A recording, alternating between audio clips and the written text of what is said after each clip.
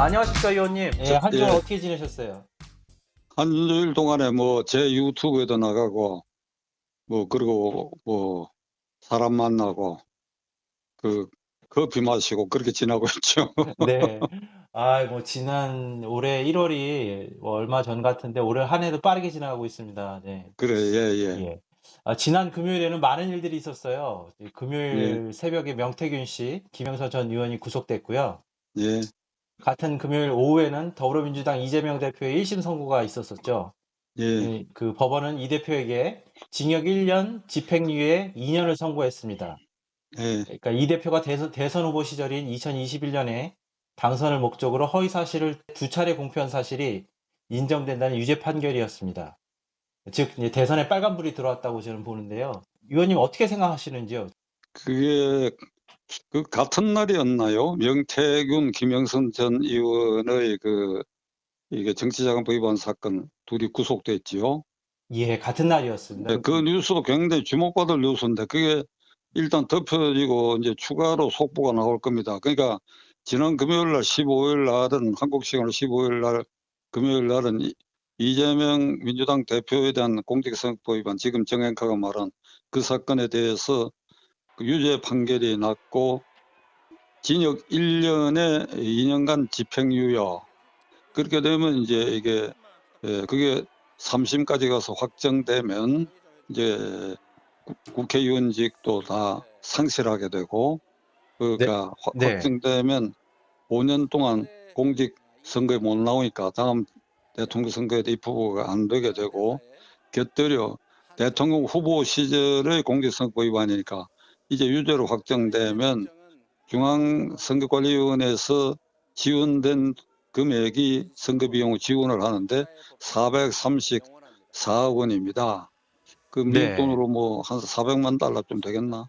예, 예, 그것도 물어내야 된다고. 예, 그러니까 민주당 강경파와 이재명으로서는 그 금요일 그 판결이 아마 속으로는 땅바닥에 주저앉고 싶을 그런 아주 충격적인 판결이었다고 생각합니다. 자기들은 그냥 한 100만 원이나 아니면 100만 원 미만 이런 걸 생각했던 것 같은데 네, 그러나 하여간 엄청나게 예상을 빗나갔죠. 그 사람들 생각에.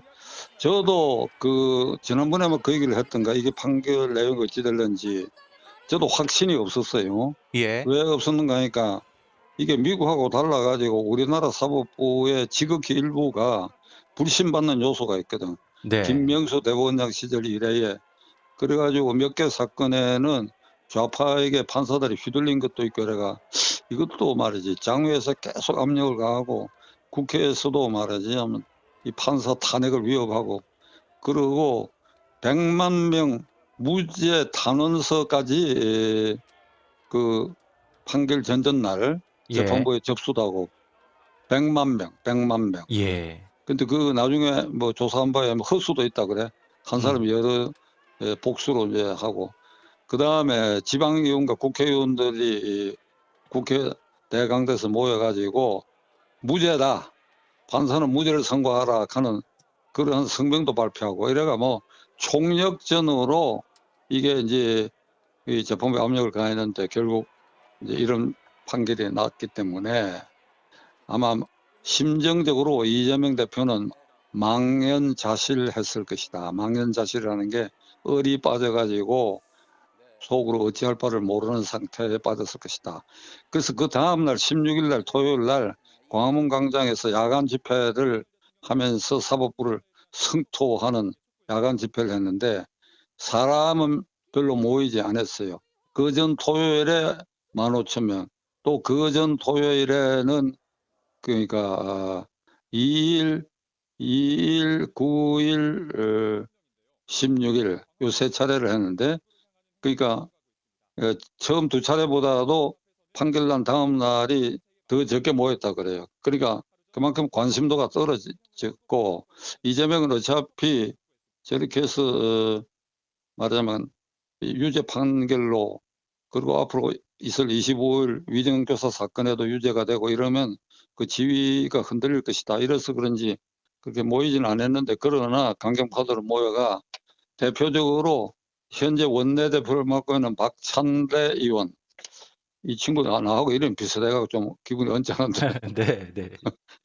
박찬대, 찬대 의원. 예, 박찬대 의원이 누가 나한테 우리 집안에 학렬이 찬자거든. 예, 그러니까 박찬종, 뭐 박찬 누구 이랬으니까 혹시 일가 아니냐고 하길래 일가 아닌 게 다행이야. 일가 아니에요. 예, 그 박찬대 원내대표가 뭐라고 연설했는가 하니까 이 판결을 두고 미친 정권의 미친 판결이라고 얘기를 했어. 그러니까 네, 지금까지 그 강경파들이 윤석열 정권을 향해서 미쳤다고 얘기한 거는 뭐 간헐적으로 나왔는데 이번에는 법원의 판결까지 미쳤다. 그러니까 미친 정권의 미친 판결이라고 하는 것은 미친 정권의 조작된 사건을 법원이 그대로 유죄로 인정함으로써 법원도 따라서 미쳤다.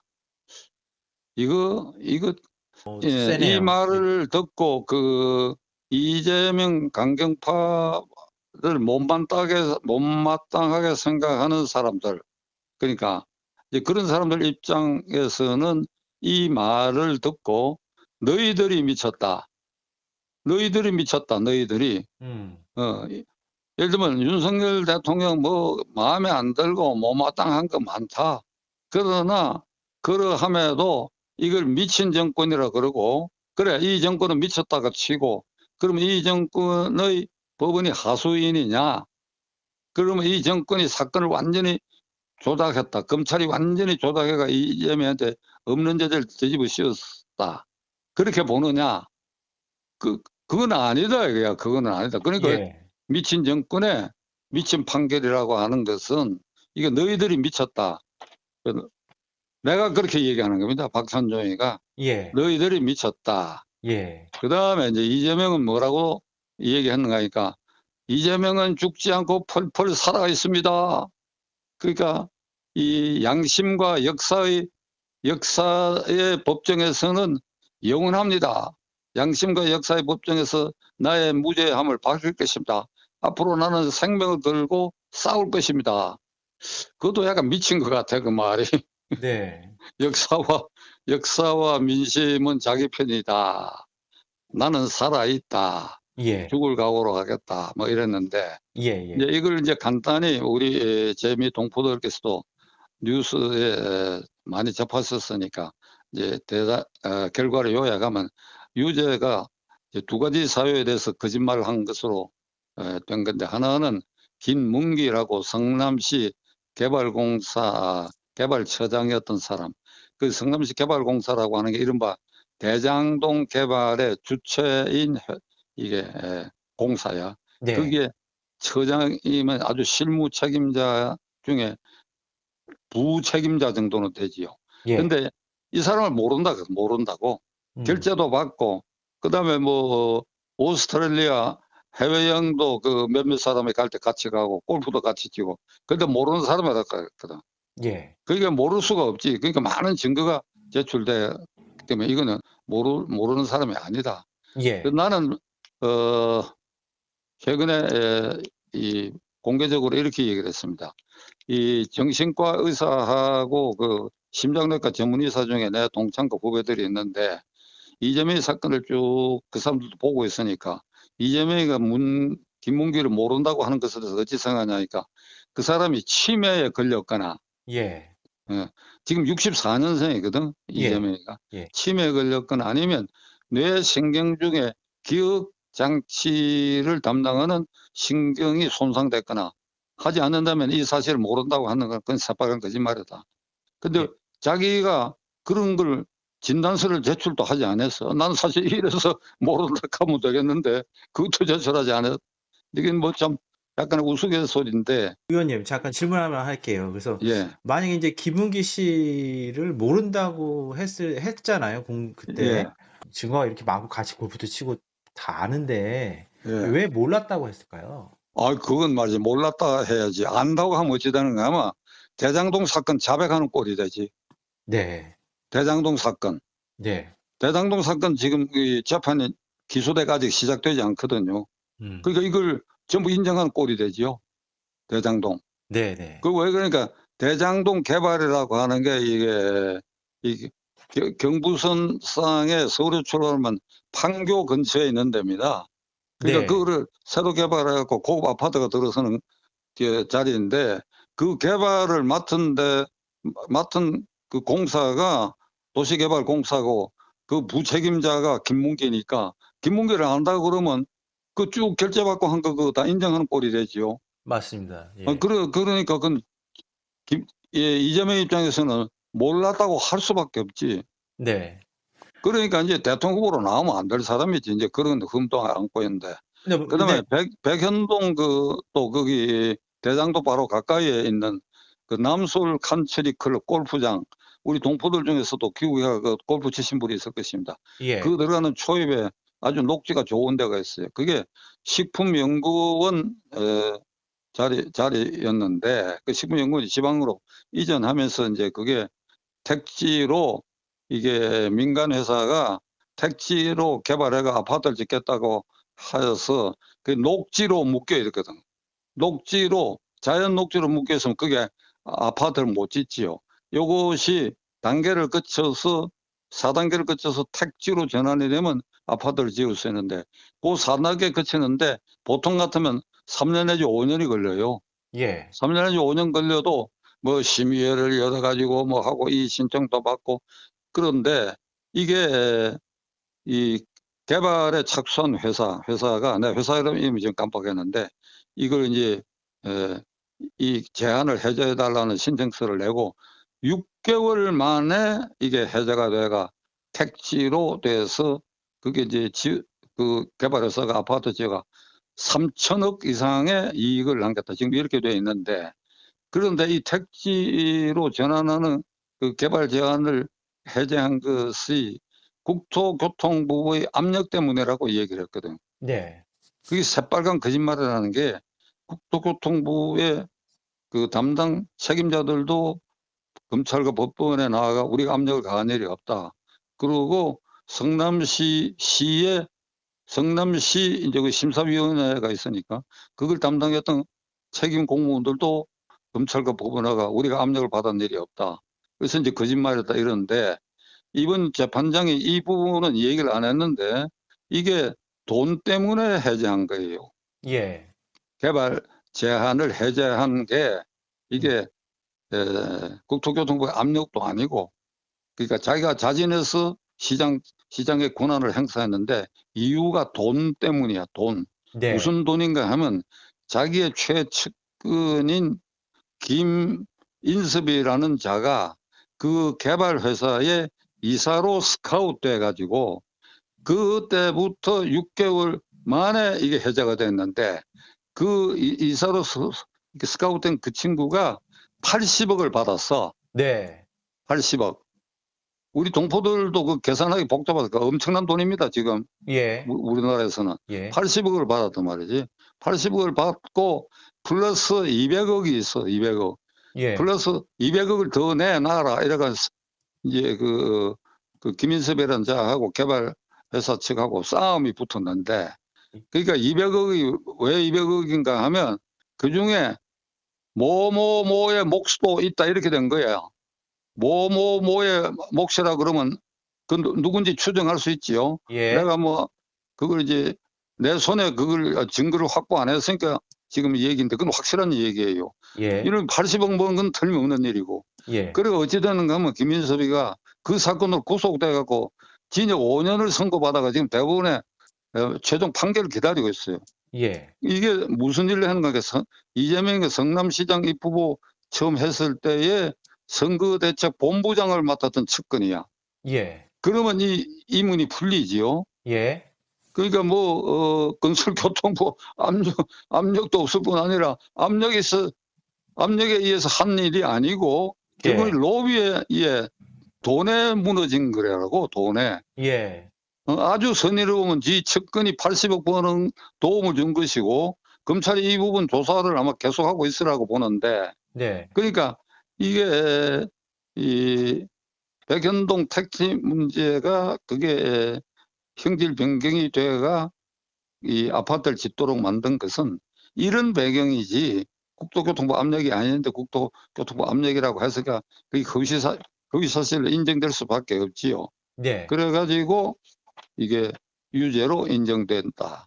그러면 우리나라 그 현재까지 공직선거법 위반 사건의 이 판결의 추세를 보면 예. 이게 이제 벌금 100만 원 이상이 나오면 예를 들면 당선된 사람은 공직이 박탈되고, 예. 그리고 당선 안 되고 낙선한 사람, 선거가 많잖아요, 우리나라에. 맞습니다. 예. 지방자치단체 의원, 지방자치단체장, 국회의원, 그다음에 대통령, 이 모든 자리에 입후보한 사람들이 공직선거법 위반으로 100만 원 이상의 판결을 받으면 당선된 사람은 그 지위를 상실하게 되고, 그리고 낙선한 사람이 하고 지위를 상실한 당선된 사람도 5년 동안에 공직선거에 나가지 못해요. 예. 그러니까 이번에 이게 100만 원 이상만 나와도 이재명이 대법에서 확정되게 되면 다음 대통령 선거 못 나오게 되는 것이죠. 예. 그러니까 이런 것에 대해서 아주 지극히 일부의 그러니까 좌파 성향을 가진 사람들의 의견 같은데, 이게 이재명은 결국은 거짓말을 했다 하더라도 대통령 선거 낙선했지 않느냐. 예. 낙선한 사람을 이렇게 기소를 해가 몰아가지고 이렇게 징역형까지 선고하고 할 수 있느냐. 이런 의견들이 좌파 매체 등을 통해서는 이게 지극히 일부의 의견이지만은 이런 의견도 있는데, 나는 그 의견에 대해서 전적으로 반대하는 이유가 예. 그 거짓말이 대통령 선거에 굉장히 영향을 미쳤다고 봅니다.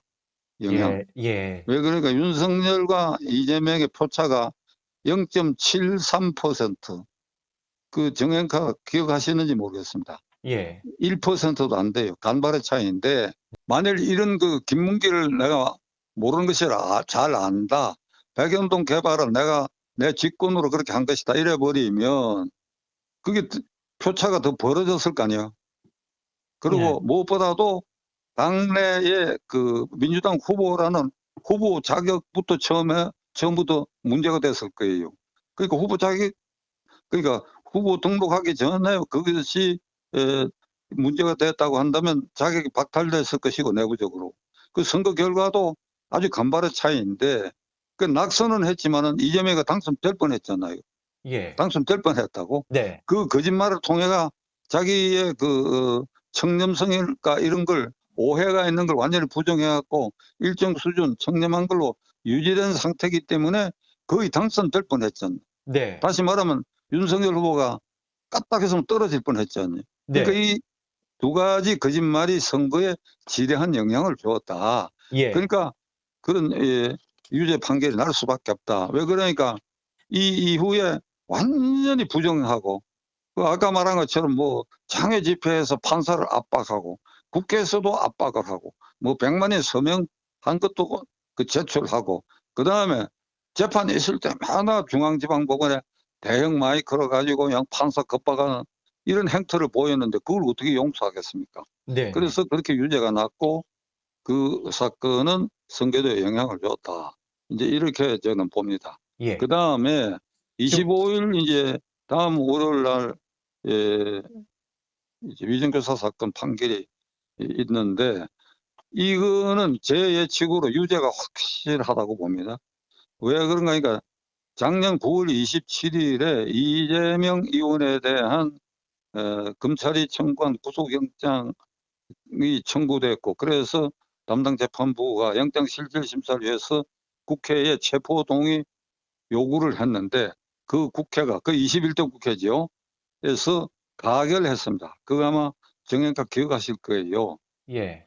이재명 의원은 구속해도 좋다 하고 가결을 했어. 예. 그러니까 그 21대 국회에는 친명도 있지만 비명도 있고 이래서, 하여간 국회의 의사로 국회의원인 이재명 의원은 구속해도 좋다 하는 신호를 법원에 보냈는데, 그때 이 유창훈 부장판사가 이걸 영장을 기각하면서 한 몇 가지 이유 중에 첫째, 그때 청구된 사실 중에 위정교사 사건, 예. 이번 월요일 날 이 판결할 위정교사 사건도 그게 하나 들어가 있었거든. 예. 그런데 그걸 위정교사 사건은 증거가 충분하다고 얘기를 했어. 그러니까 소명이 됐다. 이게 예. 법률용어로. 예. 그러니까 유죄다 인정을 한 겁니다. 그 예. 나머지 사건들하고 두루뭉술이로 그러함에도 증거는 인멸하지 않을 것이다. 이라고 예. 영장을 기각했기 때문에 1차 관문에서 같은 중앙지방법원 부장판사인 유창훈 부장판사가 영장실질심사에서 위정조사는 유죄라고 인정을 했으니까 예. 25일 이 사건을 맡은 김동연 부장판사도 그것을 무시하지 못할 것이다. 그러니까 예. 이제 유죄는 틀림없는데 그럼 형량이 어느 정도 될 것이냐. 예. 저는 이게 징역형이 반드시 선고되고 이게 법정 구속을 해야 옳다고 생각합니다. 예. 법정 구속. 그러니까 미국 영미법, 그러니까 미국법하고 독일과 일본법, 이 독일계법, 우리나라는 독일계법의 체계가 가깝고 아, 그렇지만은 네. 이게 독일계획은 영미계획은 이게 재판에서 위정은 엄중히 다스려요. 미국서는 어마어마하게 중형을 선고해요. 네. 일본도 마찬가지고. 예. 그러니까 왜 이게 중형을 선고하는가 하면 위정을 허용하게 되면 어찌 됩니까? 유죄인 것이 무죄가 돼버리잖아요. 그쵸. 그렇지. 그러니까 사건이 뒤집어진단 말이에요. 예. 그거는 굉장한 이 재판 방해지, 재판 방해. 예. 법원에 대한 모욕이고 법원의 재판에 방해하는 것이니까 중형으로 다스리니까 그 뭐 반드시 구속해 미국 같은 경우는 내가 알기로는.